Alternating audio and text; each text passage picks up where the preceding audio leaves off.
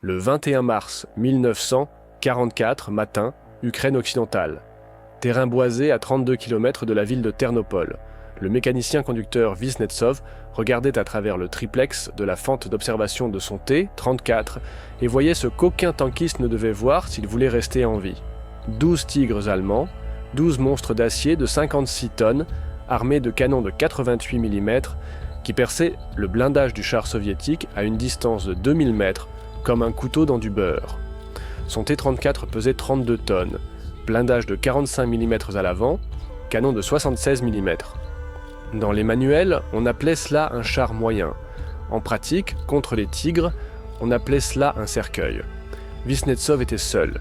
Le commandant du char était mort 3 minutes plus tôt d'un éclat qui était entré par l'écoutille ouverte. Le tireur était assommé par commotion.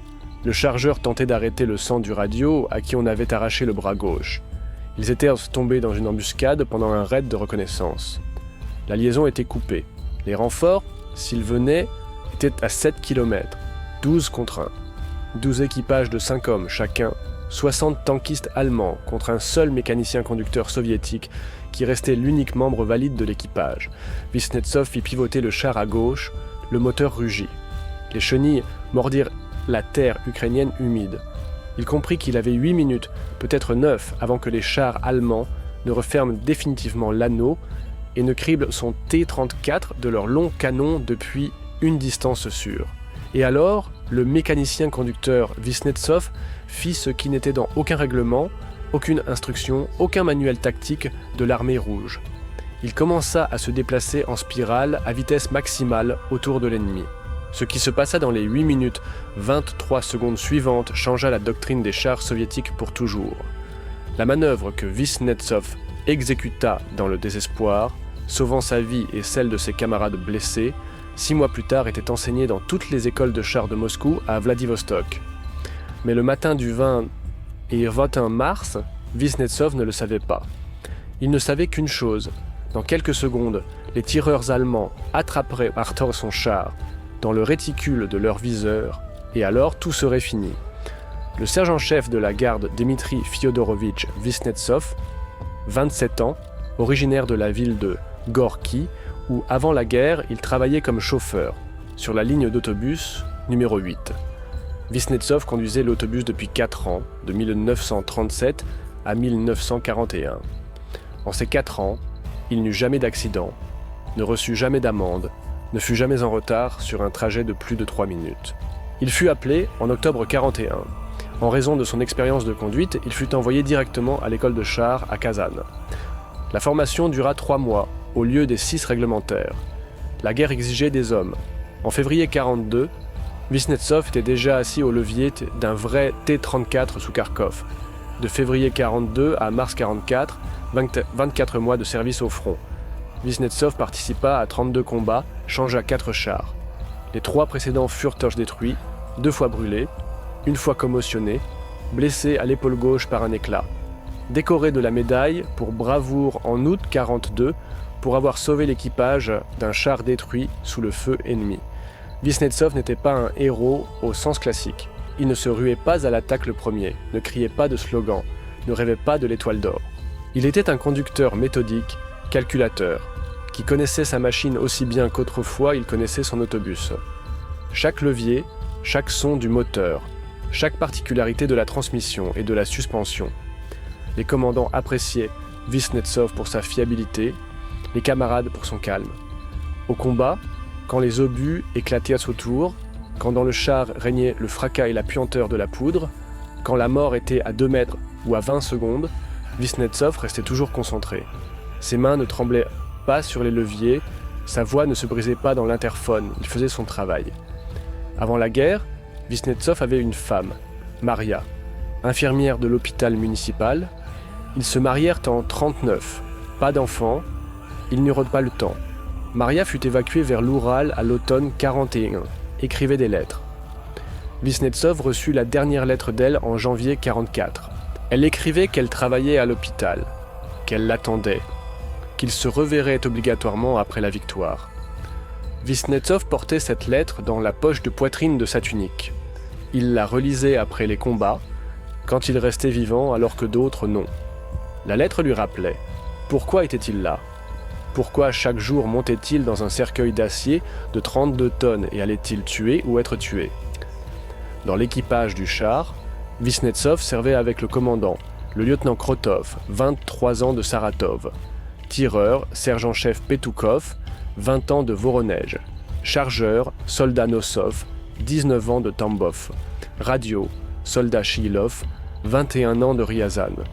Ils combattaient ensemble depuis 7 mois. C'était leur deuxième char. Le premier avait brûlé sous Koursk en juillet 1943, mais alors tous survécurent. En 7 mois, ils devinrent non seulement un équipage, mais quelque chose de plus. Visnetsov savait comment Krotov commandait. Calmement, sans crier, mais clairement.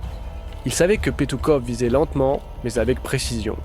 Il savait que Nosov travaillait comme une machine, rapidement, rythmiquement, ne confondait jamais les obus. Il savait que Tchilov entendait dans les interférences de l'éther radio ce que d'autres ne distinguaient pas. Le 21 mars, ils furent envoyés en reconnaissance. La tâche était simple. Vérifier s'il y avait des forces allemandes dans la forêt à l'ouest du village de Veliki Birki. Selon le renseignement, il devait y avoir le vide. Selon le renseignement, il se trompait. Le problème du tigre était simple et mortel. Il te voyait avant que tu ne le voies et tuait à une distance à laquelle tu ne pouvais même pas riposter. Visnetsov vit son premier tigre détruit en août 1943 sous Prokhorovka. La machine monstrueuse se tenait au bord du champ, tourelle orientée vers les positions soviétiques. Visnetsov s'en approcha après le combat. Le char ne brûlait pas, son équipage l'avait simplement abandonné. Dans le blindage, il y avait 14 impacts d'obus soviétiques, 14 bosses, chacune de la taille d'un point, mais aucune perforation. Le lieutenant Krotov dit alors « Pour tuer cette machine, il faut le toucher au flanc à 300 mètres, ou passer derrière, ou attendre qu'il n'ait plus de carburant. » 3 variantes, toutes 3 exigeaient soit un miracle, soit un suicide. En mars 1944, Visnetsov savait sur les tigres plus qu'il ne voulait savoir. Il savait que la tourelle du tigre tourne lentement. Tour complet en 60 secondes contre 30 secondes pour le T-34. Il savait que le tigre pèse 56 tonnes et dans la boue se déplace à 15 km/h, quand le T-34 va à 35. Il savait que chez le tigre la transmission tombe souvent en panne, que les Allemands ont peur de le conduire sur les ponts, qu'en hiver ces chars tombent en panne au gel. Mais il savait aussi que tout cela n'a pas d'importance quand le tigre t'attrape en terrain découvert. Alors son canon de 88 mm transformait le T-34 en ferraille enflammée d'un seul coup. Visnetsov avait perdu des amis, à cause des tigres, beaucoup d'amis. Le premier fut le mécanicien-conducteur Gromov Sergei Petrovitch, 32 ans de Toula.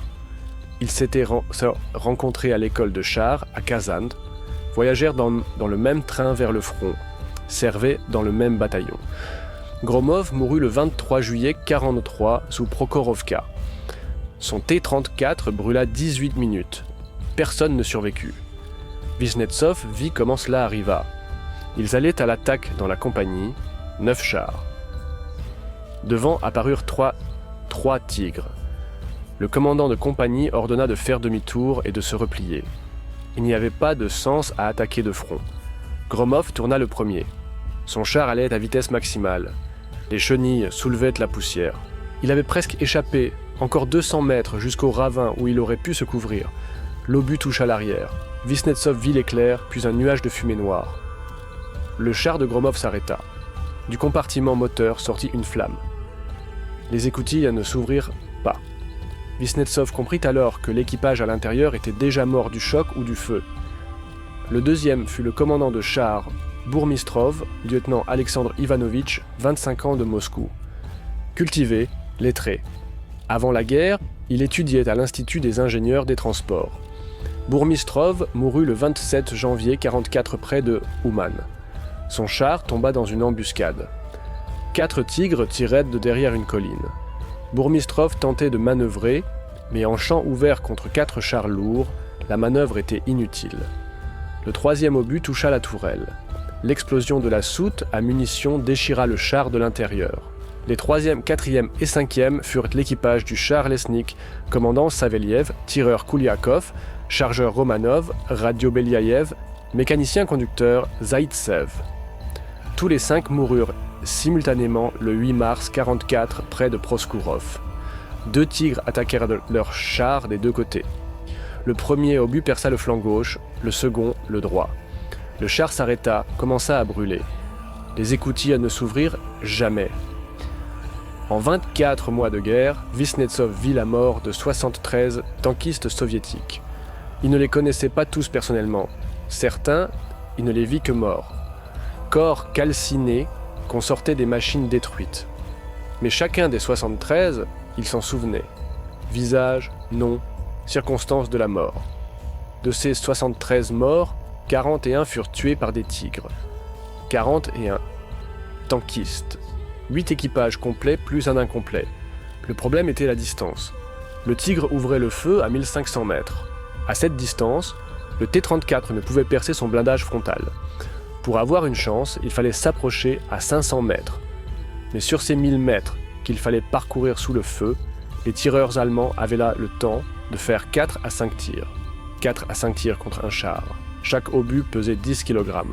Chacun volait à une vitesse de 800 mètres par seconde. Chacun perçait le blindage du T-34 de part en part.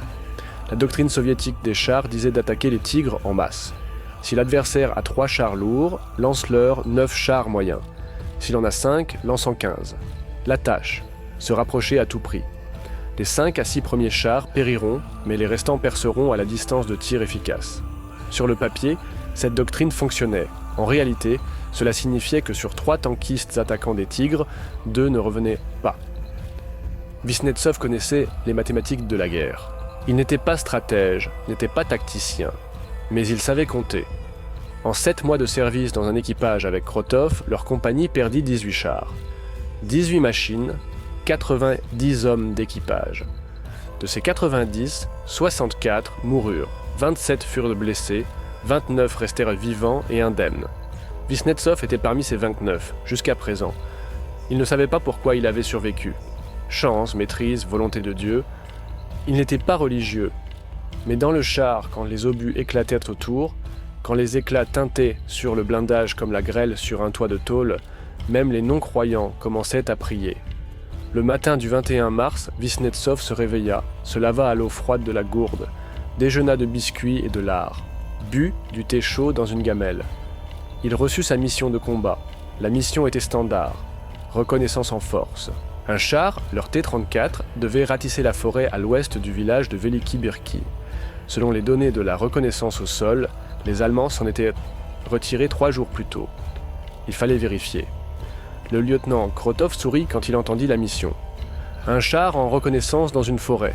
S'il y a des Allemands là-bas, ils n'auront même pas le temps de nous chercher. Nous ne reviendrons simplement pas. Le commandant du bataillon, le major Selezniov, 47 ans, officier de carrière, répondit « C'est précisément pourquoi j'envoie le meilleur équipage. S'il y a une embuscade, vous aurez au moins le temps de transmettre par radio. » Krotov ne discuta plus. Un ordre est un ordre. Ils partirent. Le char roulait sur un chemin de campagne, puis tourna dans la forêt. Visnetsov conduisait prudemment, contournant les cratères d'obus, les arbres tombés, les débris de matériel. Les éclaireurs n'avaient pas trouvé d'adversaire, mais Visnetsov savait que les éclaireurs pouvaient rater. Les éclaireurs ne voient pas les chars allemands en embuscade comme les voit un autre char. 15 minutes. Le radio-Tchilov capta dans l'éther des paroles allemandes. Krotov ordonna de s'arrêter. Le char se figea. Tous à l'intérieur se turent, écoutant le crépitement des interférences radio et les bribes de langues étrangères. Tchilov dit « Commandant, c'est une radio de char. Ils sont proches, très proches. » Krotov regarda par le triplex de la tourelle de commandant, puis ouvrit l'écoutille et sortit. Visnetsov voyait sa silhouette à travers la fente d'observation. Le lieutenant tournait lentement la tête, scrutant le fourré brumeux. Puis Krotov redescendit brusquement à l'intérieur et ferma l'écoutille. Sa voix retentit dans l'interphone. Visnetsov, marche arrière, lentement, sans bruit. Visnetsov passa la vitesse. Le char commença à reculer. Le lieutenant continuait à regarder devant par le triplex. Visnetsov ne voyait pas ce qu'il y avait devant, mais il voyait le visage du commandant, et cela suffisait pour comprendre qu'ils étaient en mauvaise posture. Le char recula de 15 mètres, puis 20, puis 30. Krotov commençait déjà à expirer de soulagement. Peut-être réussirait-il. Peut-être les Allemands n'avaient-ils pas remarqué. Soudain, d'entre les arbres à gauche, sortit un tigre, puis un deuxième, puis un troisième. Visnetsov les vit à travers la fente d'observation. 3 silhouettes énormes, peinture grise, numéro tactique blanc sur les tourelles. Krotov cria « En avant, plein de gaz !» Visnetsov tira sur les leviers. Le moteur rugit, le char bondit en avant, mais c'était déjà trop tard. À droite, d'entre un autre groupe d'arbres, sortirent encore 4 tigres. Derrière, encore 3, devant encore 2. 12. 12 chars lourds allemands encerclèrent le T-34 soviétique solitaire dans un anneau d'un rayon d'environ 250 mètres. Visnetsov fit pivoter le char cherchant une sortie. Il n'y en avait pas. De tous côtés, des carcasses d'acier grises, de longs canons qui tournaient lentement, visant la cible. Krotov saisit le microphone de la radio. Étoile 1, Yaril 3. Tombé dans embuscade, 12 tigres. Coordonnées.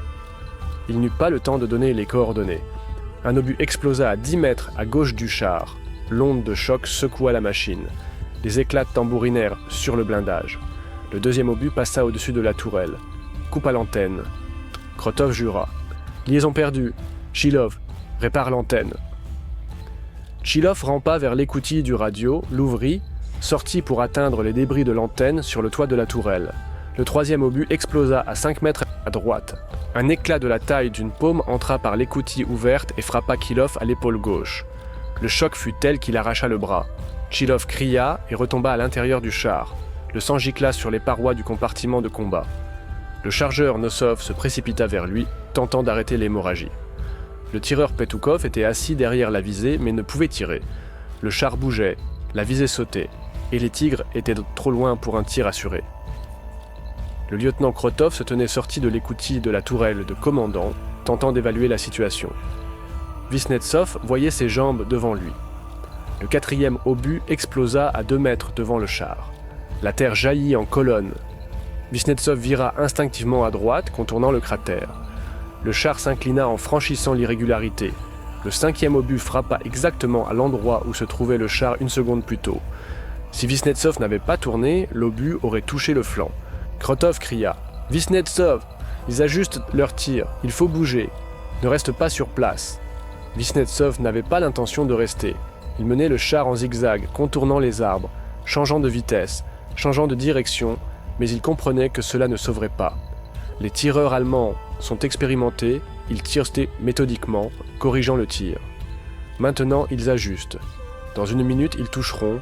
Le 6e obus explosa derrière, le 7e à gauche, le 8e à droite. L'anneau d'explosion se resserrait autour du char. Visnetsov voyait par la fente d'observation comment les tourelles des tigres tournaient lentement, suivant son mouvement. Chaque tourelle pesait 11 tonnes, tournée par moteur électrique. Vitesse de rotation 6 degrés par seconde, tour complet 60 secondes. Plus rapide qu'un homme ne peut tourner, plus lent qu'un T-34 ne peut pivoter.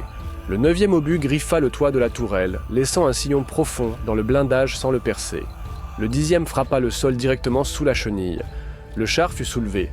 Visnetsov retint à peine le contrôle. Le 11e obus passa à un demi-mètre de la fente d'observation. Visnetsov le vit. Ombre grise floue qui passa devant les yeux et disparut avant que le cerveau n'ait le temps de la réaliser. Krotov criait dans l'interphone « Petukov, tire sur n'importe quel tigre, distraite-les au moins ». Petukov visa le char allemand le plus proche, tira. L'obus toucha le blindage frontal du tigre et ricocha vers le ciel. Aucun dégât. Le 12e obus frappa le canon du T-34. Un terrible tintement roula à travers le char. Le canon se tordit. L'arme était hors service. Maintenant, il ne pouvait même plus riposter. Le 13e obus explosa sous le ventre du char. L'explosion souleva la machine de 32 tonnes et la projeta sur le côté.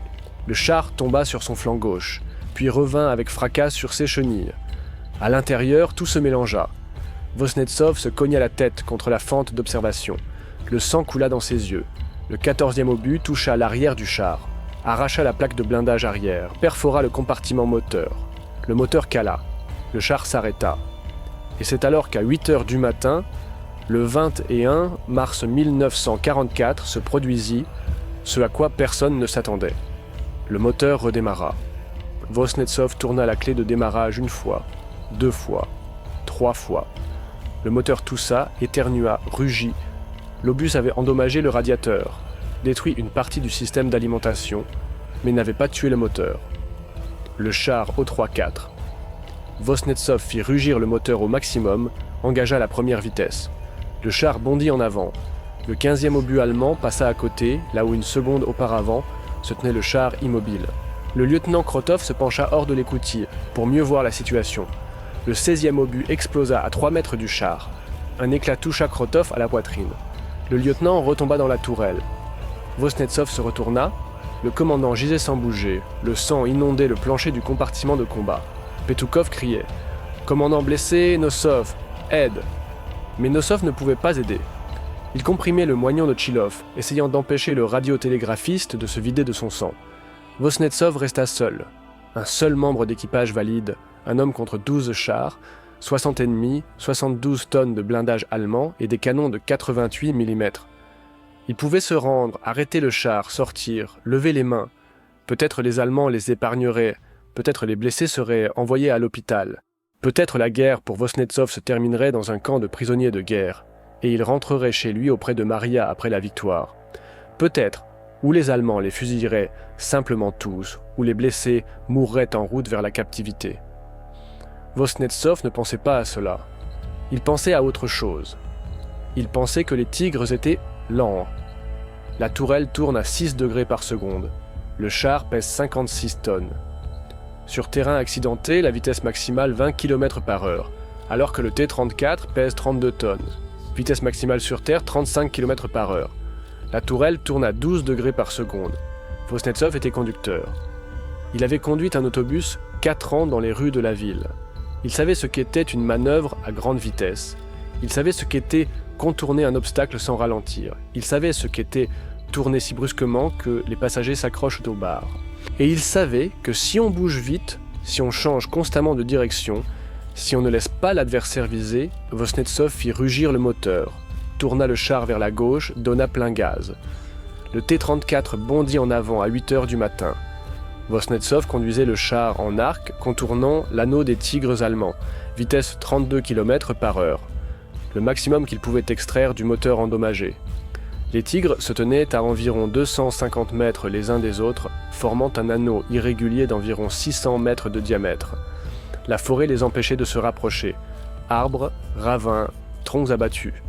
Les commandants allemands avaient disposé leurs machines pour contrôler toutes les voies de retraite possibles. Vosnetsov conduisait le T-34 entre 2 tigres, se maintenant à environ 300 mètres de chacun. Assez loin pour rendre la visée difficile, assez près pour rester à l'intérieur de l'anneau. Les 10 premières secondes, les Allemands ne tirèrent pas. Ils ne s'attendirent pas à ce que le char soviétique se déplace vers eux et non loin d'eux. Vosnetsov voyait par la fente d'observation comment les tourelles des tigres tournaient, essayant de le prendre dans leur viseur. Mais ils bougeaient trop vite. Chaque seconde, le char parcourait 9 mètres. La tourelle du tigre, pendant ce temps, tournait de 6 degrés. Vosnetsov calculait mentalement. Si le char se déplace sur un arc de rayon 300 mètres à une vitesse de 32 km/h, alors la vitesse angulaire du mouvement est d'environ 3 degrés par seconde par rapport au centre du cercle. La tourelle du tigre tourne à une vitesse de 6 degrés. Donc le pointeur allemand avait un avantage de 3 degrés par seconde. Mais cet avantage disparaît si le char change de direction. Vosnetsov vira brusquement à droite. Le T-34 s'inclina. Les chenilles labourèrent la boue. Le char parcourut 20 mètres sur une nouvelle trajectoire. Puis Vosnetsov tourna à nouveau, cette fois vers la gauche. Le 17e obus allemand explosa là où une seconde auparavant se trouvait le char. Vosnetsov comprit. Cela marchait. Il se souvint des lignes d'autobus de Gorki. La ligne numéro 8 passait par les rues étroites de la vieille ville. Virages serrés, carrefours, piétons qui surgissaient devant l'autobus. Vosnetsov avait conduit cette ligne 2 ans. En 2 ans, il avait appris à sentir chaque centimètre de son autobus, chaque degré de rotation du volant, chaque seconde de freinage et d'accélération. Le char était plus lourd que l'autobus. Le char se commandait non par un volant, mais par des leviers qui freinaient la chenille gauche ou droite, forçant la machine à pivoter. Mais le principe était le même. Anticiper la trajectoire, sentir l'inertie, utiliser chaque mètre d'espace. Vosnetsov tourna le char vers la gauche, parcourut 50 mètres, tourna à nouveau vers la droite, puis encore une fois vers la gauche, puis à nouveau vers la droite. Il ne se déplaçait pas en cercle, il se déplaçait en spirale. Chaque tour de spirale était légèrement plus petit que le précédent. Vosnetsov réduisait progressivement le rayon, s'approchant du centre de l'anneau de tigre. Pourquoi ? Parce qu'au centre, il était à la distance maximale de tous les chars allemands simultanément. À la périphérie de l'anneau, il était proche d'un ou deux tigres, dangereux. Au centre, il était loin de tous les 12, relativement sûr. Le 18e obus allemand frappa un arbre à gauche du char. Le tronc éclata, s'effondra. Vosnetsov contourna sans ralentir. Le 19e obus explosa devant. Vosnetsov pivota, partit dans l'autre direction. Le 20e obus passa au-dessus de la tourelle. Le pointeur allemand s'était trompé dans l'anticipation. Vosnetsov entendait des cris derrière, dans le compartiment de combat. Petukov criait quelque chose à propos de Krotov, Nosov criait quelque chose à propos de Chilov. Vosnetsov ne pouvait pas distinguer les mots. Dans le casque grondait le moteur, grinçaient les prises et les chenilles, explosaient les obus à l'extérieur. Il se concentre sur la conduite, seulement sur la conduite. Mains sur les leviers, pieds sur les pédales, yeux sur la fente d'observation. Voir les obstacles, contourner. Voir l'éclair d'un tir allemand virer sur le côté. Voir la tourelle d'un tigre qui tourne, comprendre où elle vise. Partir de là. 21e obus, 22e, 23e. Tous à côté. Vosnetsov commença à comprendre le rythme du combat. Les pointeurs allemands ne tiraient pas simultanément. Chaque char tirait quand il était prêt. Quand le pointeur attrapait la cible dans le réticule, quand le commandant donnait l'ordre, quand le chargeur envoyait l'obus. Entre les tirs, passaient de 5 à 15 secondes, selon la rapidité avec laquelle la tourelle se déplaçait, selon l'expérience de l'équipage. Vosnetsov apprit à anticiper les tirs. Il voyait comment la tourelle du tigre ralentissait sa rotation. Cela signifiait que le pointeur avait déjà visé à les tirer maintenant. Vosnetsov tirait le levier, le char pivotait, l'obus passait à côté. Le 24e obus explosa à droite, le 25e à gauche, le 26e derrière. Vosnetsov fit encore un tour de spirale. Le rayon diminua à 250 mètres, les tigres étaient à une distance de 350-400 mètres. Distance pas mauvaise pour tirer sur une cible mobile, mais pas idéale. Les arbres gênaient la vue. Le char bougeait vite, imprévisiblement. Les pointeurs allemands manquaient leur cible. Mais Vosnetsov savait que cela ne pouvait pas continuer longtemps. Le carburant s'épuise, le moteur est endommagé, surchauffe, la transmission travaille à la limite. Les virages constants à vitesse maximale tuent les mécanismes. Tôt ou tard, quelque chose se cassera ou les pointeurs allemands s'adapteront à ces manœuvres, ou simplement la chance sourira à l'un des obus. Il fallait tenir. Combien de temps ? 5 minutes, 10, 20. Vosnetsov ne savait pas où était le renfort. Ne savait pas si le major Selezniov avait reçu leur dernier message sur l'embuscade. Ne savait pas si les chars soviétiques venaient à l'aide. Il ne savait qu'une chose. Chaque seconde où il restait vivant était une chance. Chance que l'aide vienne. Chance que les camarades blessés survivent. Chance de retourner auprès de Maria. Le 27e obus frappa le sol devant le char. Une fontaine de boue et de pierres s'abattit sur le blindage. Le triplex de la fente d'observation se fissura mais ne se brisa pas. Vosnetsov conduisit à l'aveugle 3 secondes, jusqu'à ce que la boue coule du verre fissuré. Le 28e obus effleura la poupe. Vosnetsov sentit l'impact. Le char tressauta mais continua de bouger. Le 29e obus explosa sous la chenille. Le char fut projeté en l'air. Vosnetsov se cogna la tête contre le cadre métallique du siège. Le monde flotta devant ses yeux. Il se mordit la lèvre jusqu'au sang, se forçant à se concentrer. La chenille droite est endommagée. Le char tire vers la droite. On peut compenser. Tenir le levier gauche un peu plus loin que le droit. Vosnetsov corrigea la direction. Le char se redressa. 30e obus, 31e, 32e. À côté. À côté, à côté. 4 minutes s'étaient écoulées depuis le début du combat. Vosnetsov avait fait 7 tours de spirale. Il se déplaçait vers le centre de l'anneau, vers le point où la pression de tous les côtés était égale, où chaque tigre était également loin. Mais le centre signifiait aussi qu'il n'y avait nulle part où aller plus loin. Au centre, la spirale se terminerait. Et alors, Vosnetsov ne pensait pas à cela, Il pensait au prochain virage, à la prochaine seconde, au prochain obus qu'il fallait éviter. Derrière, dans le compartiment de combat, Petukov criait « Vosnetsov ! Le commandant ne respire plus. Chilov est inconscient. Que faire ?» Vosnetsov ne pouvait pas répondre. Il n'avait pas de réponse. Il était mécanicien-conducteur, pas médecin. Il ne pouvait pas aider les blessés. Tout ce qu'il pouvait faire était de ne pas les laisser périr d'un obus allemand. Tout ce qu'il pouvait faire était de continuer à bouger. Le 33e obus frappa la chenille gauche. Le char pivota brusquement. Vosnetsov maintint à peine le contrôle, redressa la machine. La chenille est endommagée, mais pas rompue. Le char allait plus lentement, 27 km/h au lieu de 32. Le 34e obus passa à 1 mètre de la tourelle. Vosnetsov vit son ombre dans la fente d'observation. Une bande noire qui fila et disparut. 6 minutes de combat. Vosnetsov avait fait 9 tours de spirale, rayon 150 mètres. Le char au centre de l'anneau. Les tigres autour à une distance de 400-450 mètres. Et alors Vosnetsov comprit ce qu'il avait fait. Il n'évitait pas simplement les obus. Il avait forcé 12 chars allemands à tourner. Ils le suivaient tous avec leurs tourelles. Ils essayaient tous de viser, ils tiraient tous. Mais parce qu'ils se déplaçaient en spirale, changeant constamment de direction, les pointeurs allemands ne pouvaient pas coordonner leurs tirs. Si les tigres avaient tiré en salve tous les 12 simultanément, Vosnetsov serait mort.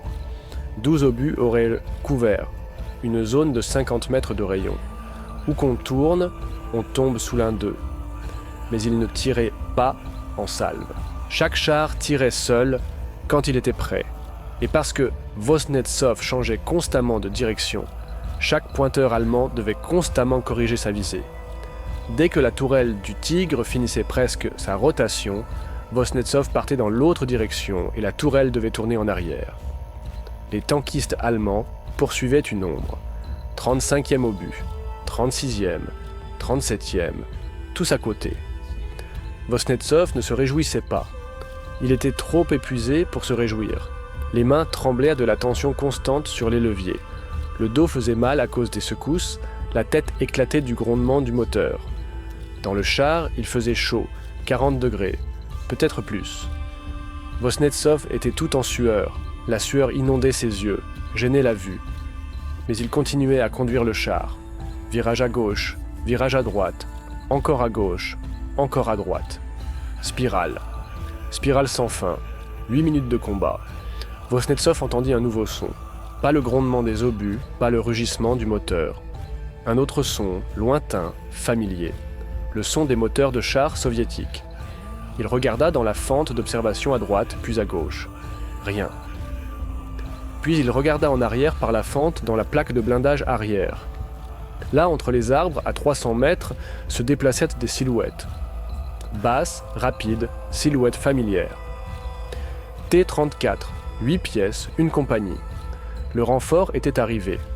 Le commandant du renfort, capitaine Voroshilov, 31 ans de Leningrad. Tankiste expérimenté avec 2 ans de service au front, vit un tableau que personne n'avait vu avant lui. Un char soviétique se déplaçait en cercle au centre de la clairière. Autour de lui, formant un anneau irrégulier, se tenaient 12 tigres allemands. Ils tiraient sur le char soviétique. Les obus explosèrent autour du T-34, soulevant des fontaines de terre et de fumée, mais aucun ne touchait. Le char bougeait comme un être vivant, se tortillant, esquivant, changeant de direction toutes les quelques secondes. Les tourelles allemandes tournaient lentement, essayant d'attraper la cible, mais toujours en retard. Voroshilov alluma la radio. À tous les chars, tigres allemands devant. Frapper sur les flancs et la poupe. Ne pas attaquer de front, se disperser, attaquer de différents côtés. 8 chars soviétiques se divisèrent en 4 paires. Chaque paire s'en prit à 2 tigres allemands. Un T-34 distrait l'attention, le second prend le flanc. Les premiers à ouvrir le feu furent les chars du sous-lieutenant Voronin.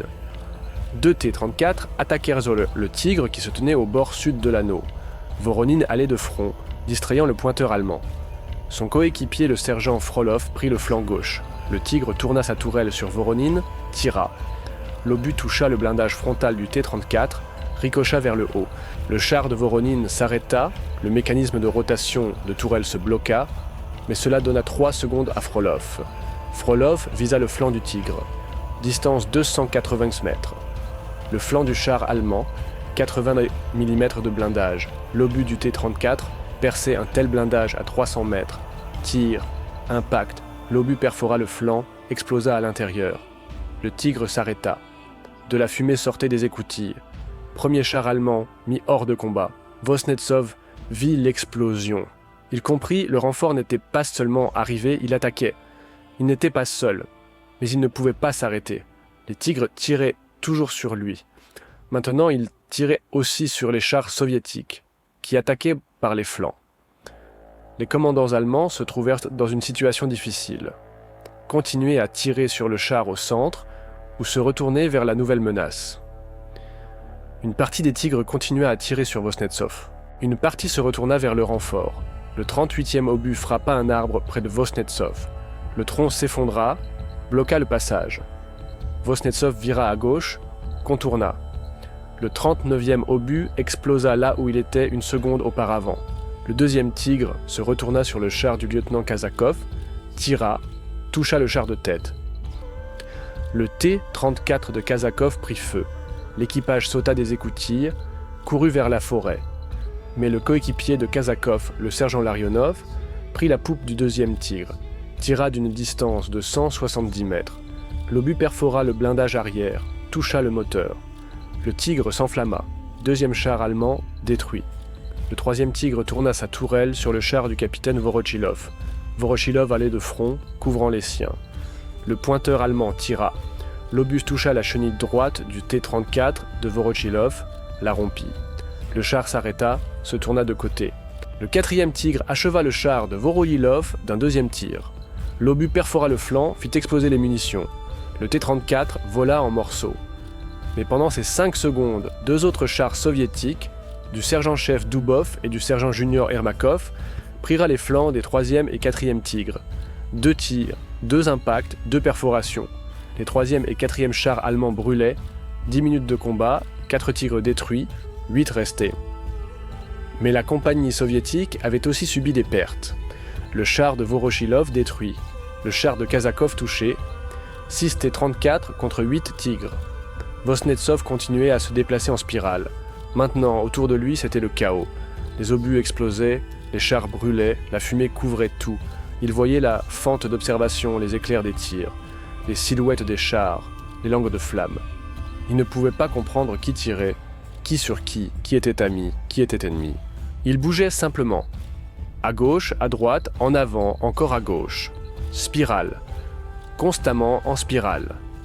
Le 40e obus explosa sous le char. L'explosion souleva le T-34, le jeta sur le côté. Le char tomba sur la chenille droite, resta coincé. Vosnetsov tira les leviers. Le moteur rugit, les chenilles patinèrent. Le char ne bougeait pas. Le 41e obus frappa le sol à 5 mètres devant. Vosnetsov passa la marche arrière. Le char fit un bond en arrière, se libéra du piège. Vosnetsov enclencha de nouveau la marche avant, fonça en avant. Le 42e obus passa à côté. Le 5e Tigre pivota vers le char du sergent Frolov. 2 obus allemands, l'un après l'autre, touchèrent le T-34. Le premier perça le blindage frontal, le second fit exploser les munitions. Du char de Frolov, il ne resta qu'un tas de métal en flammes. Le 6e Tigre visa le char du sergent Larionov. Un tir, impact dans la tourelle. La tourelle fut arrachée, projetée sur le côté. L'équipage périt instantanément. 4 T-34 contre 8 Tigres. Mais les tankistes soviétiques ne reculaient. Ils continuaient à attaquer, en prenant par les flancs, en tirant sur les côtés et l'arrière. Les Tigres allemands étaient plus forts en affrontement frontal, mais en combat rapproché dans la forêt, où on ne pouvait pas utiliser l'avantage de la portée, les T-34 étaient à plus maniables. Le char du lieutenant junior Voronin, dont la tourelle était bloquée, bougeait encore. Voronin ne pouvait pas tirer, mais pouvait éperonner.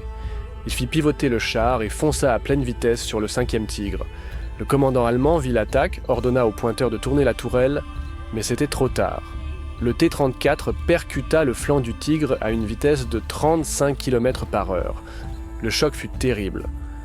Voronin fut éjecté par l'écoutille. Le char s'arrêta, cabossé, fumant. Mais le Tigre s'arrêta aussi. Le choc endommagea la chenille, bloqua le mécanisme de rotation de la tourelle. Le char allemand était immobilisé. Le char du sergent-chef Dubov contourna par l'arrière le Tigre immobilisé. Un tir dans l'arrière, perforation, explosion. Le 5e char allemand détruit. 13 minutes de combat. 5 Tigres détruits, 7 restaient. 3 T-34 contre 7 Tigres. Vosnetsov voyait comment autour de lui tombaient les rangées de chars soviétiques. Il voyait comment, l'un après l'autre, périssaient les camarades, mais il ne pouvait pas s'arrêter. S'arrêter signifiait la mort. Le 43e obus frôla la tourelle, ne perça pas le blindage, mais laissa une profonde bosse. Le char fut secoué. Le 44e obus frappa la chenille droite, la chenille se rompit. Le char pivota. Il partit en dérapage à gauche. Vosnetsov bascula sur la chenille gauche, essayant de maintenir le contrôle. Le char se déplaçait en cercle, traînant la chenille droite, arrachée. Le 45e obus explosa à 2 mètres derrière le char. Les éclats tambourinèrent sur l'arrière. Le 6e Tigre visa le char du sergent junior Ermakov, tira, toucha le flanc. Et le T-34 d'Ermakov s'arrêta, commença à brûler. Les écoutilles ne s'ouvrirent pas. 2 T-34 contre 7 Tigres. Le char du sergent-chef Dubov était le dernier char opérationnel de la compagnie soviétique, sans compter le char immobilisé de Vosnetsov. Dubov comprenait que s'il périssait, tout était fini. Il prit une décision, émit en radio. À tous on se replie. On attire les Tigres loin des blessés. Dubov fit pivoter le char et fonça à pleine vitesse vers l'est vers la forêt. Il espérait que les Tigres allemands le suivraient, oublieraient Vosnetsov et les blessés. Mais les commandants allemands ne suivirent Armajar pas. Ils restèrent en position. 7 Tigres formèrent un nouveau cercle autour du T-34 immobilisé de Vosnetsov. Le char de Dubov disparut dans la forêt. Vosnetsov resta seul. De nouveau seul. Seul contre 7. Mais maintenant, il ne pouvait pas bouger. La chenille droite rompue, la gauche fonctionnait encore. Mais le char ne pouvait que tourner en rond sur place, comme un animal blessé. 7 Tigres avançaient lentement vers le centre de la clairière, resserrant le cercle. 200 mètres, 150, 100. À une distance de 100 mètres, même le pointeur le plus inexpérimenté ne raterait pas. Vosnetsov était assis au levier et comprenait, tout était fini. Il avait tenu 13 minutes, donné au renfort le temps d'arriver, aidé à détruire 5 chars allemands. Mais maintenant tout était fini.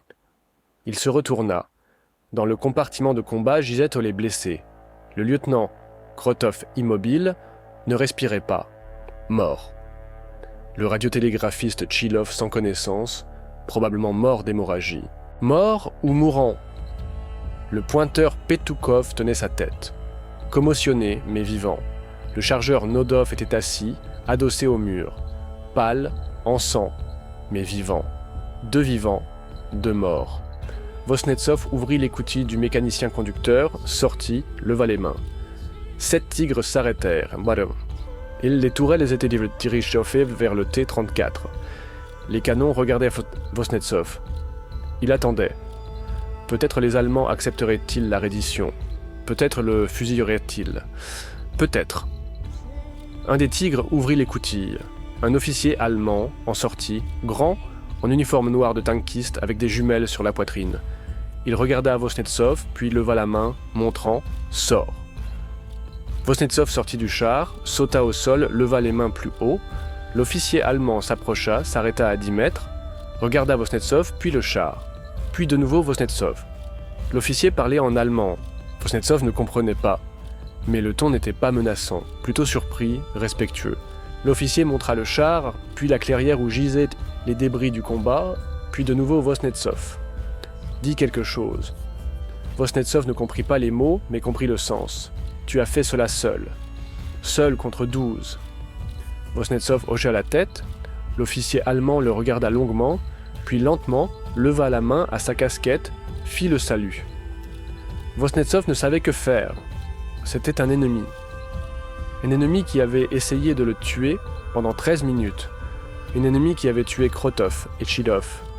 Un ennemi qui avait tué Gromov, Bourmistrov, Saveliev, Voronin, Kazakov, Voroshilok, Frolov, Larionov, Ermakov. Mais cet ennemi lui faisait le salut. Vosnetsov baissa lentement les mains, se redressa, fit le salut en retour. L'officier allemand hocha la tête, se retourna vers son char, remonta dans l'écoutille, la ferma. 7 tigres firent demi-tour et commencèrent à se replier. Lentement, lourdement ils avançaient à travers la forêt vers l'ouest. 2 minutes plus tard, ils disparurent entre les arbres. Vosnetsov se tenait au milieu de la clairière, ne comprenant pas ce qui s'était passé, pourquoi les Allemands étaient partis, pourquoi ils ne l'avaient pas fait prisonnier, pourquoi ils n'avaient pas achevé les blessés. Il ne connaissait pas la réponse, il ne connaîtrait jamais la réponse. Peut-être le commandant allemand avait-il décidé que la guerre était finie pour ce tankiste soviétique. Peut-être avait-il jugé que prendre des blessés en captivité était inutile. Ils mourraient de toute façon. Peut-être avait-il simplement respecté l'adversaire qui s'était battu seul contre 12 et avait tenu 13 minutes. Vosnetsov ne savait pas. Il se tenait simplement debout et regardait la fumée qui montait des chars, en flammes allemands et soviétiques. 8 tigres allemands détruits ou endommagés. 6 T-34 soviétiques détruits. 5 minutes plus tard, de la forêt revint le char du sergent-chef Dubov. Derrière lui venaient encore 4 T-34, le deuxième échelon de renfort que le commandant Selezniov avait envoyé après le premier. Dubov arrêta le char à côté de Vosnetsov, sortit, regarda le champ de bataille, regarda Vosnetsov, demanda « Toi comment ?» Vosnetsov répondit « Vivant ». Dubov hocha la tête. « Krotov est mort. Les autres, 2 vivants, 2 morts. » Dubov resta silencieux quelques secondes, puis dit « J'ai vu comment tu bougeais, j'ai vu par l'interception radio que les Allemands ne pouvaient pas toucher. Je ne comprenais pas ce que tu faisais. Maintenant, je comprends. » Vosnetsov ne répondit pas. Il était trop fatigué pour répondre. Dubov continua. « Tu bougeais en spirale, changeais constamment de direction, forçais leur tourelle à tourner. Ils n'avaient même pas le temps. C'est génial, Vosnetsov, ça va tout changer. » Vosnetsov le regarda. « Qu'est-ce qui va changer ? Notre tactique.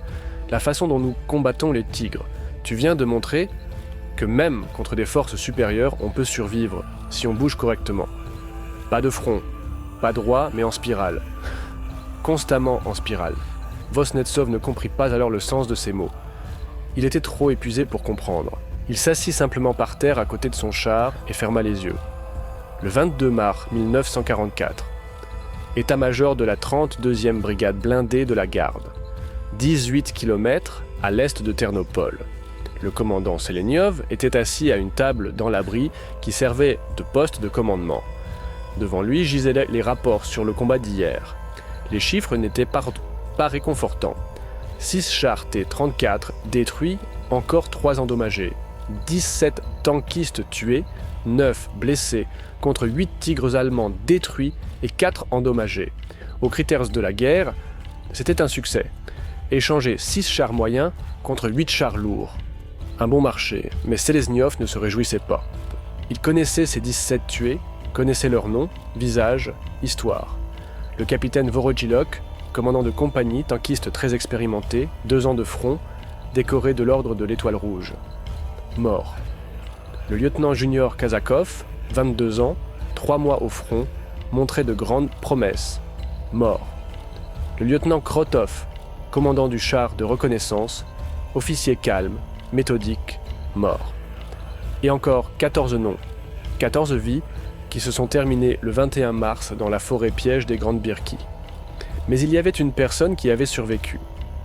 De plus, il avait fait quelque chose d'incroyable. Le sergent-chef Dubov entra dans l'abri, fit le salut. « Camarade commandant, le sergent-chef Vosnetsov est prêt à faire son rapport sur les circonstances du combat. » Selezniov hocha la tête, qu'il entre. Vosnetsov entra, fit le salut. Il avait l'air épuisé, visage gris de fatigue, sous les yeux des cernes sombres. Le bras gauche bandé, blessure par éclat, pas grave. Sur le front, une écorchure d'un coup contre la fente d'observation. Selezniov montra un tabouret. « Assieds-toi, Vosnetsov. Fais ton rapport en détail depuis le début. » Vosnetsov s'assit, commença à raconter. Il parlait lentement, avec des pauses, cherchant ses mots, raconta comment ils étaient tombés dans l'embuscade, comment Krotov était mort, comment Chilo et les autres avaient été blessés, comment il était resté seul au levier. Puis raconta ce qu'il avait fait ensuite. « J'ai compris que je ne pouvais pas partir. disait Vosnetsov. Moteur endommagé, vitesse basse, les tigres plus rapides en ligne droite. Si je fuis, ils me rattraperont, me fusilleront à distance de sécurité. J'ai décidé de rester à l'intérieur de leur cercle. Selezniov fronça les sourcils. Rester, c'est de la folie. C'est ce que je pensais, camarade commandant, mais ensuite j'ai compris que si je suis à l'intérieur du cercle, tous les tigres se trouvent à peu près à la même distance de moi. 300-150 mètres, c'est une bonne distance pour manœuvrer. Et j'ai commencé à bouger. Selon quelle trajectoire ? Vosnetsov réfléchit. D'abord, je me déplaçais simplement à gauche, à droite, essayant d'éviter les obus. Mais ensuite, j'ai remarqué que quand je tourne, les tourelles allemandes n'ont pas le temps de suivre. La tourelle du tigre tourne lentement, 6 degrés par seconde. Le T, 34-12 degrés, 2 fois plus vite. Selezniov écoutait attentivement.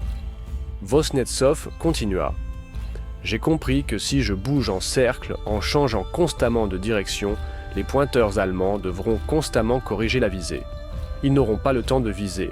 La tourelle tournera, mais sera toujours en retard de quelques secondes. Et ces secondes suffisent pour que l'obus passe à côté. Tu bougeais en cercle ?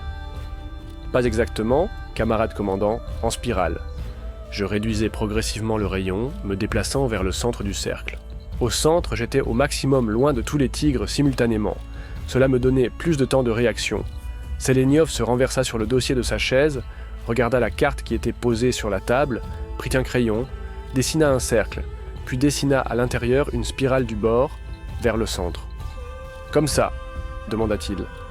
Vosnetsov s'approcha, regarda. « Oui, camarade commandant, exactement comme ça. Je faisais des boucles de plus en plus petites, jusqu'à me retrouver au centre. Chaque boucle prenait environ 1 minute. Pendant ce temps, je changeais de direction 5-6 fois. Et ça marchait, camarade commandant. Sur 46 obus que les tigres ont tirés en 13 minutes, aucun n'a touché directement. Il y a eu des explosions proches, des éclats, des dommages, mais aucun impact direct.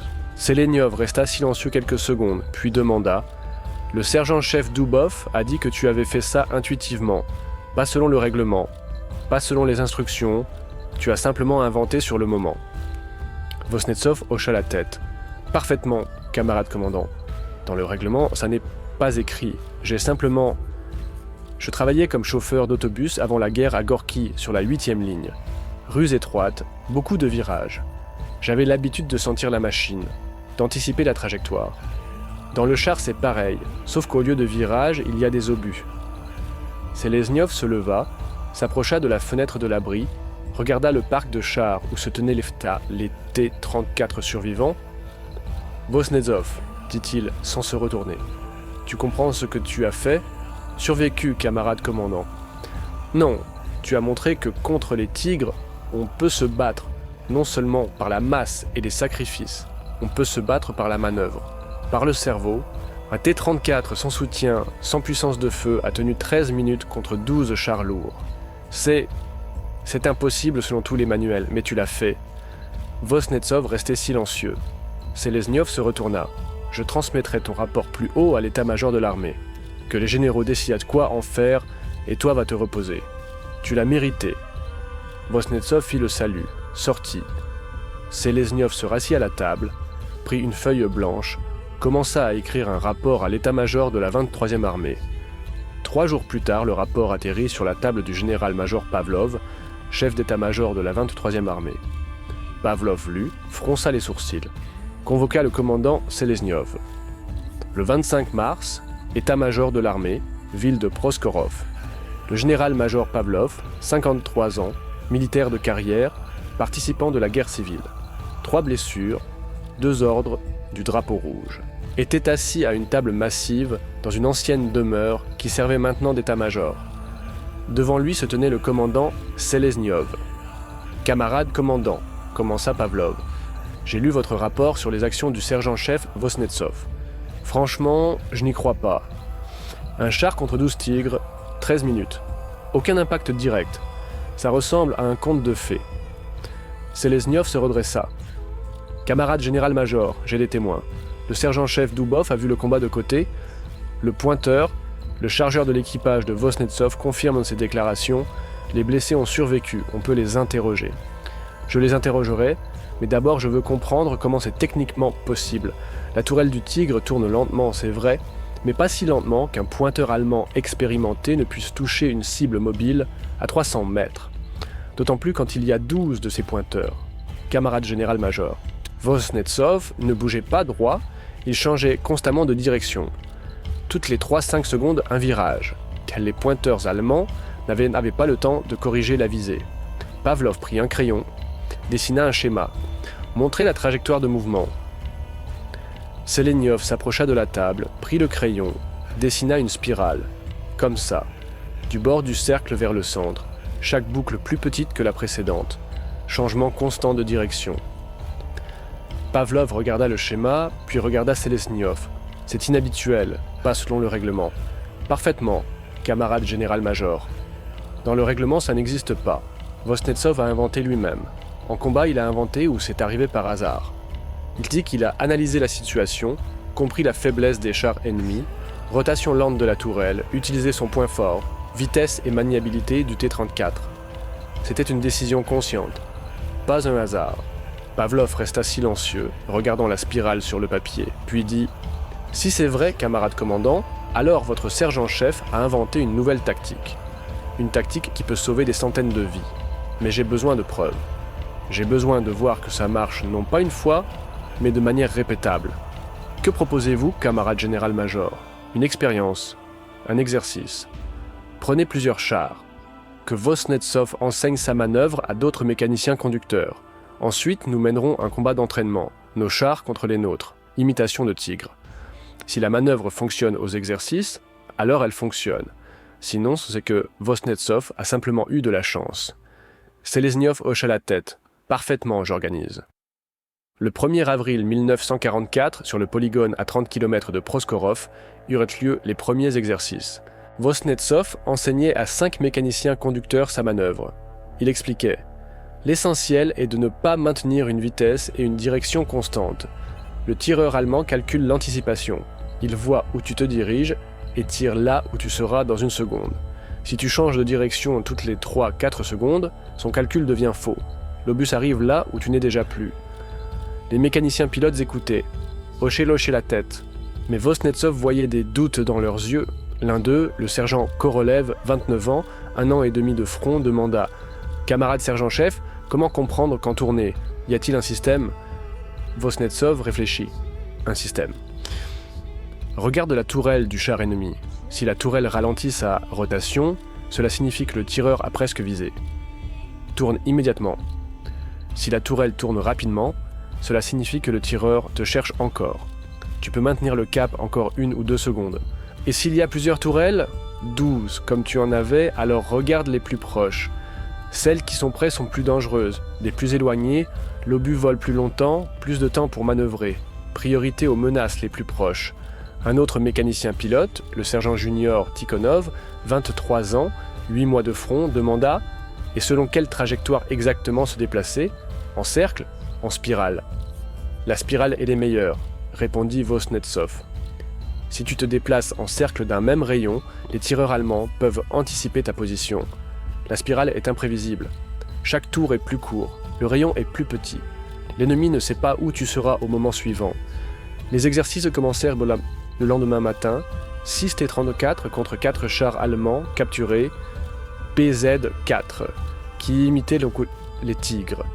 Les PZ-4 étaient plus faibles que les vrais tigres, mais convenaient pour les exercices.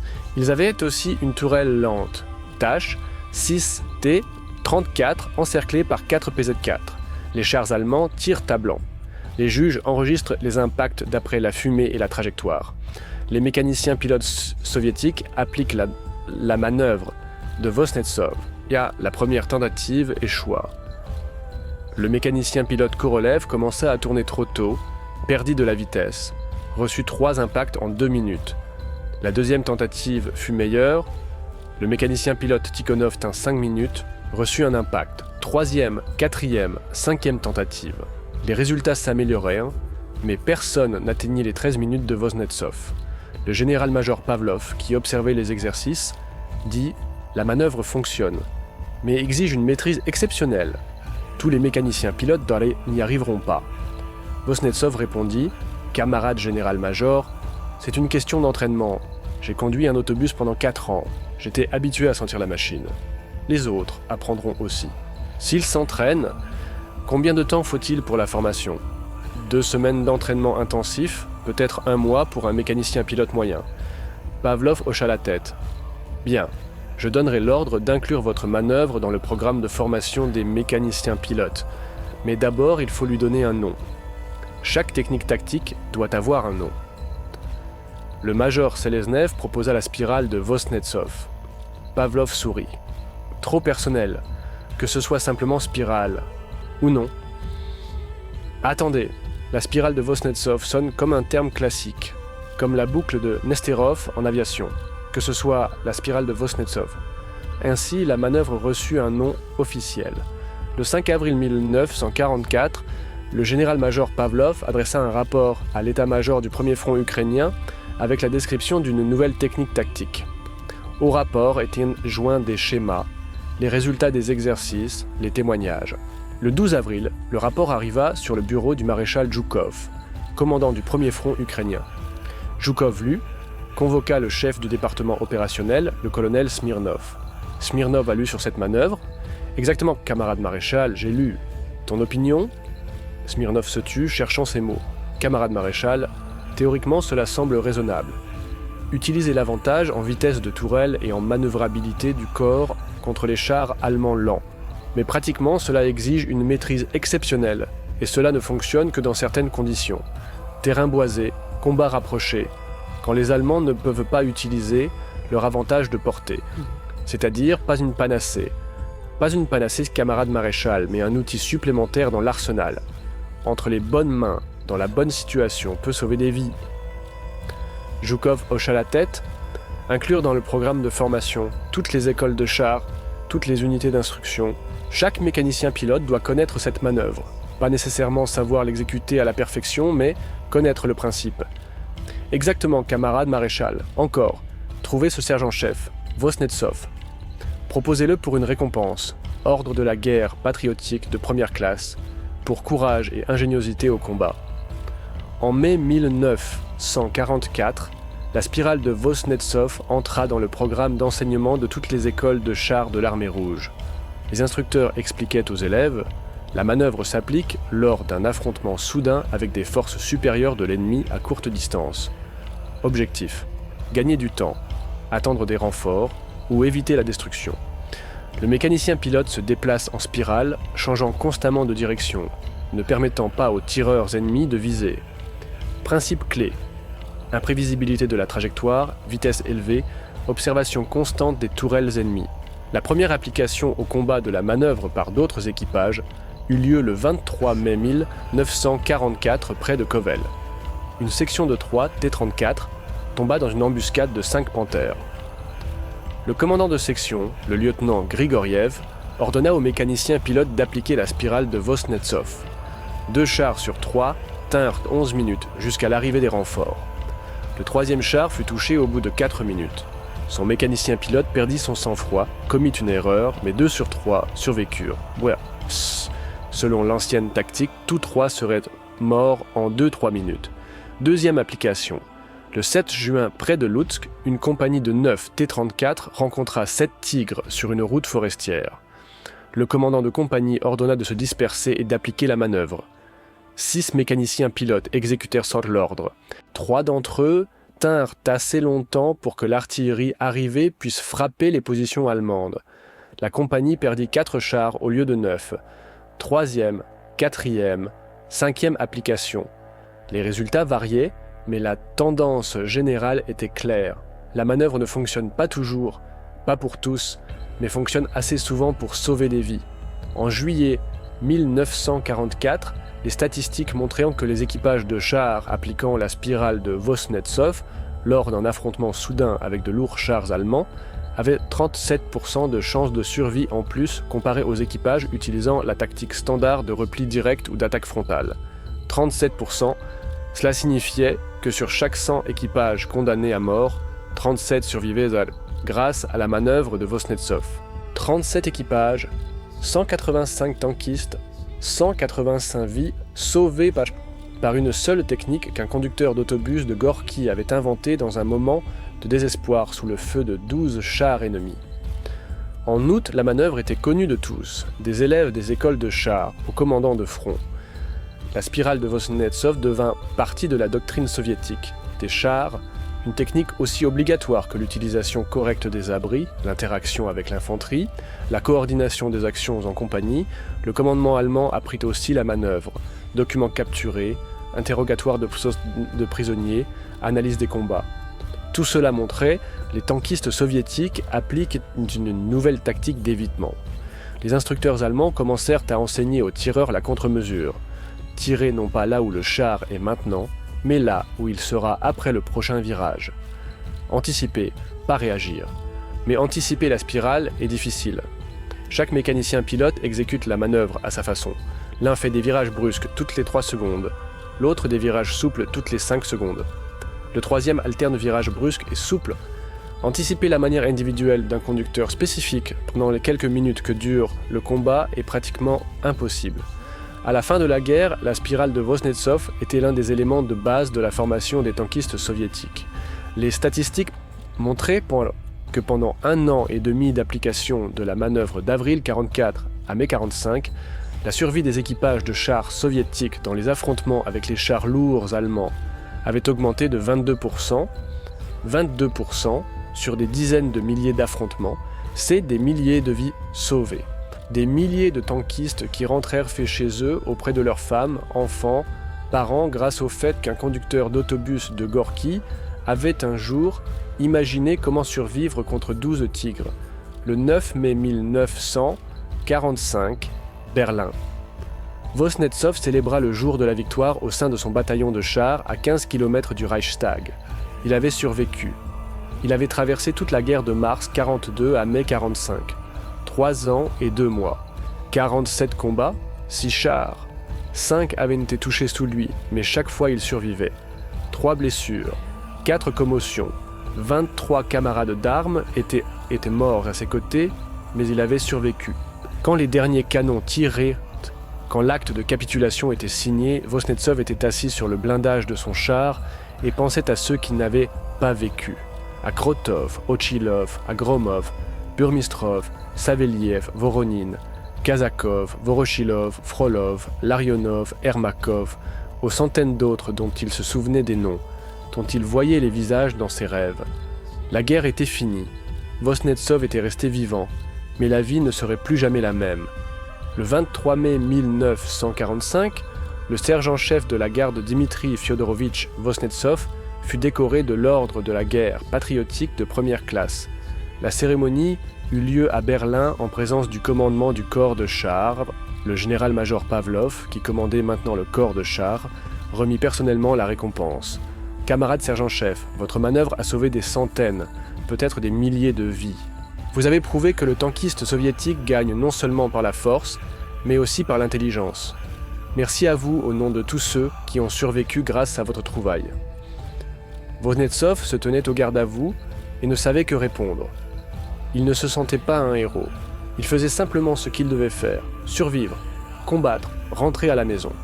À la maison.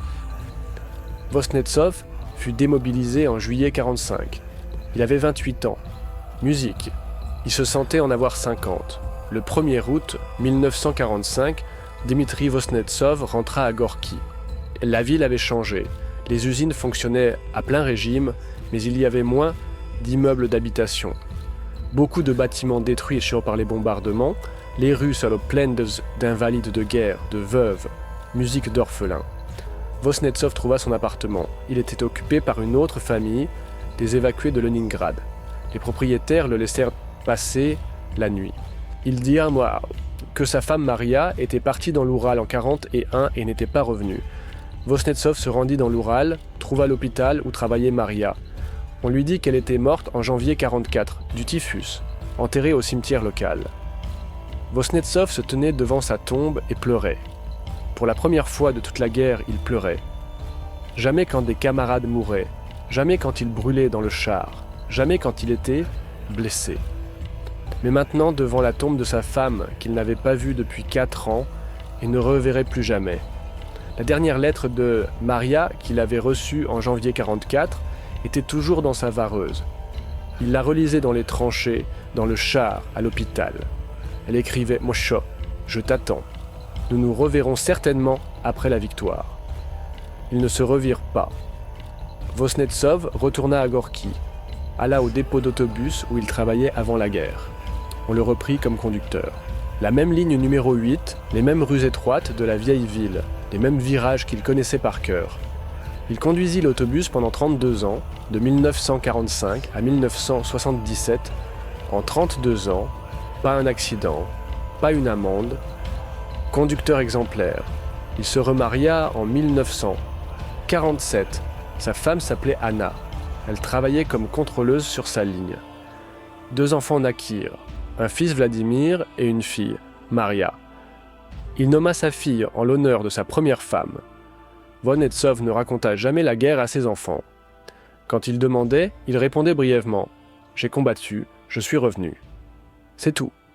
Il voyait dit ses décorations, l'ordre de la guerre patriotique, les médailles pour bravoure, pour la défense de Moscou, pour la prise de Berlin, mais il ne s'étendait pas sur comment il les avait mérités. La seule fois où il raconta en détail le combat de mars 1944 fut en 1962. Des historiens militaires du ministère de la Défense vinrent le voir. Ils écrivaient un livre sur la tactique de la guerre des chars, voulaient enregistrer ses souvenirs. Vosnetsov raconta en détail du début à la fin. Les historiens enregistraient sur magnétophone, posaient des questions de précision.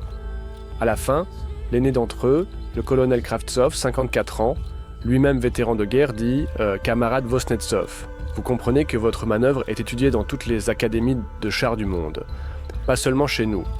Les Américains l'étudient, les Anglais, même les Allemands, nos anciens ennemis. La spirale de Vosnetsov est un classique du combat de chars, comme la boucle de Nesterov est un classique du combat aérien. » Vosnetsov répondit « Je voulais simplement survivre, ne pas laisser tuer les camarades blessés. Je ne pensais pas à la tactique, au classique. Je pensais comment tenir encore une minute. C'est précisément ainsi que naissent leurs grandes découvertes, dit Kravtsov. Pas dans les bureaux des théoriciens, mais sur le terrain, sous le feu, quand un homme lutte pour sa vie et trouve une solution à laquelle personne avant lui n'avait pensé. L'enregistrement de la conversation avec Vosnetsov entra dans le livre « Tactique des forces blindées soviétiques dans la Grande Guerre patriotique » publié par les éditions militaires en 1965. Le chapitre sur la spirale de Vosnetsov occupait 23 pages. En 1972, la manœuvre fut incluse dans le programme de formation des équipages de chars de l'OTAN. Les instructeurs américains enseignaient à leurs mécaniciens pilotes « Si vous rencontrez un adversaire supérieur à courte distance et ne pouvez pas reculer, musique appliquée, la technique d'évitement, connue comme manœuvre en spirale ou spirale de Vosnetsov. Le mouvement en spirale avec changement constant de direction complique la visée pour les tireurs ennemis, donne du temps pour attendre le soutien. En 1977, Vosnetsov prit sa retraite. Il avait 60 ans. Sa santé minée par la guerre, les commotions se manifestaient par des maux de tête, les blessures et par éclats faisaient mal par temps humides. Il passait du temps avec ses petits-enfants. Ils étaient 4. 3 du fils, 1 de la fille. Les petits-enfants aimaient leur grand-père, bien qu'il fût silencieux, taciturne. Il les emmenait en autobus dans la ville, leur montrait les vieilles rues, racontait comment Gorki était avant la guerre. Une fois, son petit-fils Dimitri, 13 ans, demanda « Grand-père, c'est vrai que tu es un héros de guerre? C'est vrai qu'on écrit sur toi dans les manuels ?» Vosnetsov répondit « Les héros sont ceux qui ne sont pas revenus. J'ai simplement survécu. Mais la maîtresse dit que tu as inventé une manœuvre de char qui a sauvé des milliers de personnes. Je n'ai rien inventé. J'ai juste tourné les leviers pour que les Allemands ne touchent pas. D'autres en ont fait une tactique. Mais tu es le premier à avoir eu l'idée. » Vosnetsov se tut, puis dit « J'ai eu l'idée par peur, quand les obus éclatent autour de toi, quand les camarades saignent, quand la mort est à 2 secondes. Tu ne penses pas à la gloire et au manuel. Tu penses comment survivre, comment sauver ceux qui sont à côté, voilà tout. » Le petit-fils ne demanda plus. Le 21 mars 1984, exactement 40 ans après ce combat, musique, une délégation du ministère de la Défense arriva à Gorki. Chez Vosnetsov vinrent le général-colonel Jdanov, chef de la direction principale des blindés, et 2 colonels. Vosnetsov avait 67 ans.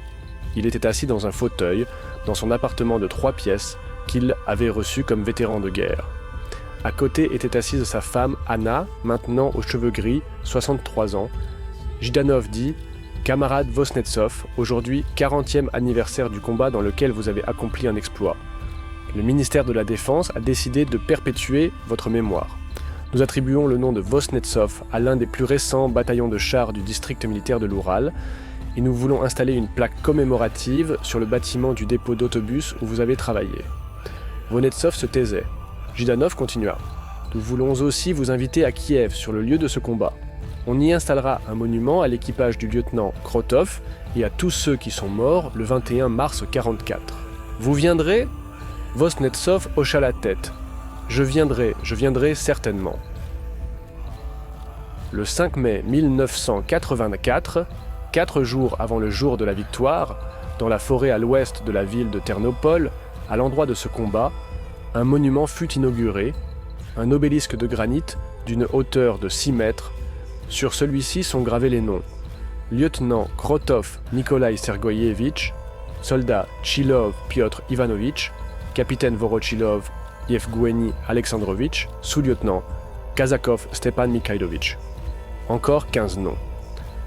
Et en dessous, une inscription.